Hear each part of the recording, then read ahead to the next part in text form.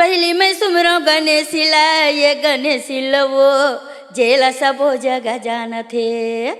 पहली मैं सुमरो गणेशिला ये गणेशिला या जेला सबो जगह जाना थे।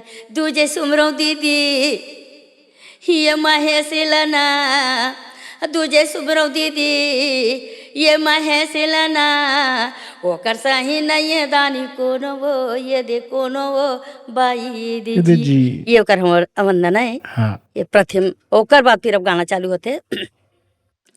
घोरा रोवै घोरी सारे माँ, घोरी सारे मैया, हाथी रोवै हाथी सारे माँ।